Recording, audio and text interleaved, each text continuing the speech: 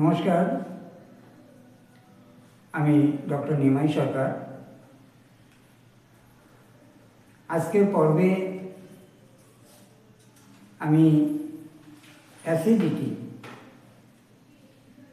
অর্থাৎ গ্যাস বা অম্বল সম্পর্কে কিছু কথা বলব। আমরা এমন একটি সমাজে বাস করছি, উচ্ছৃঙ্খল জীবনযাপন, ভেজাল খাদ্য, বিভিন্ন টেনশন, নিয়মিত স্নানাহার না করা, এই সকল কারণে আমাদের যা খাই আমরা সেটা হজম না হয়ে আমাদের গ্যাস ফর্ম করে, তাকে আমরা সাধারণত অ্যাসিডিটি বলি।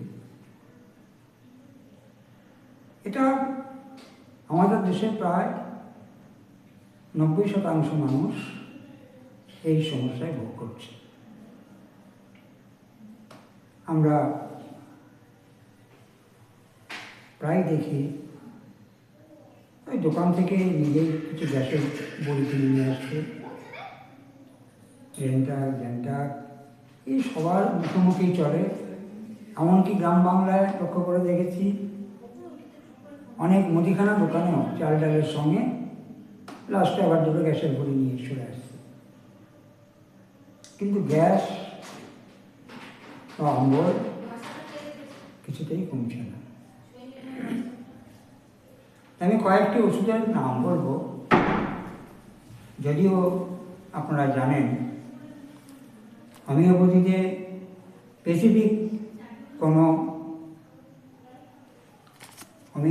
স্পেসিফিক কোনো ওষুধ হয় না। তবুও আমি এই সম্পর্কে কয়েকটি হোমিওপ্যাথি ওষুধের কথা বলছি, যেগুলো যদি আপনারা ব্যবহার করেন তাহলে প্রাথমিক অবস্থায় গ্যাস অম্বল বা অ্যাসিডিটির হাত থেকে আপনারা রক্ষা পাবেন। আমি প্রথমে যে কথা বলবো সে ওষুধটার নাম হচ্ছে নাক্স ভূমিকা 6 বা মাদার টিংচার। কোনো পুরুপাক দ্রব্য খাওয়ার ফলে, অতি ভোজনের ফলে, এমনকি যারা যে সমস্ত বিশেষ করে নেশাগ্রস্ত বিভিন্ন মানুষ যারা ড্রিঙ্ক করে বা গভীর রাত্রে ঘুমায়, রাত্রি জাগরণ করে, এই সমস্ত লোকের ক্ষেত্রে যদি প্রতিদিন রাত্রে শোয়ার সময় নাক্স বম 6 2 ফোঁটা করে অথবা নাক্স বম মাদার 5 থেকে 10 ফোঁটা করে খেতে পারেন, তাহলে অনেকাংশেই এই গ্যাস বা অম্বলের হাত থেকে রেহাই পাওয়া যায়। হয়তো কোনো অকেশনে, বিয়েবাড়ি হোক, অন্নপ্রাশন হোক, অতিরিক্ত ভোজনের ফলে গ্যাস অম্বল হচ্ছে, অস্বস্তি ফিল করছেন, সেক্ষেত্রেও আপনারা খাওয়ার পরে নাক্স বম 6 আপনারা খেতে পারেন।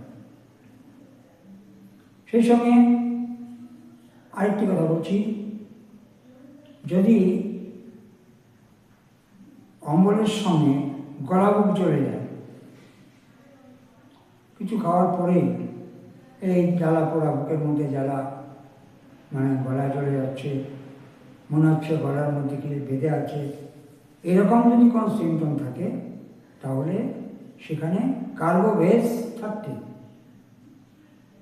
এই কার্বোভেজ 30-তে আপনারা এই গ্যাস বা অম্বলের হাত থেকে রেহাই পেতে পারেন। আমি অনেক সময় সকালে কার্বোভেজ 30, বিকালে নাক্স 6, এভাবে অনেক সময় আমি ব্যবহার করি। আরেকটা কথা হচ্ছে, কার্বোভেজ সাধারণত উপর পেটটা ফাঁক থাকে, এটা মনে রাখবেন। ঠিক উল্টো দিকে একই যদি এই গ্যাসের লক্ষণ দেখা যায়, কনস্টিপেশন অর্থাৎ কোষ্ঠকাঠিন্য থাকে, তলপেট ফাঁক থাকে, বা বিকেলের দিকে এই সমস্ত অ্যাসিডিটি বেশি হয়, তাহলে কিন্তু আরেকটা ওষুধ লাইকোপোডিয়াম 30 বা 200 যাই হোক না কেন সকালে খালি পেটে খেতে হবে। সেই সঙ্গে আমি আরও যে একটি কথা, বায়োকেমিক একটা ওষুধের কথা বলবো, সেটা হচ্ছে ন্যাট্রাম ফস 6 একটা ভালো ওষুধ। ন্যাট্রাম ফস 6 একটু ভালো কোম্পানি দেখে কিনতে হবে।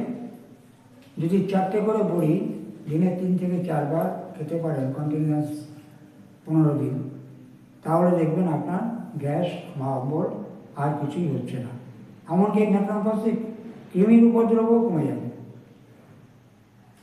আর যদি একটা মাদার টিংচার কিনে খেতে পারেন, এই কিছু খাওয়ার পরেই দাঁত টক হয়ে যায়, মুখ টক হয়ে যায়, এমন অবস্থা থাকে, তাহলে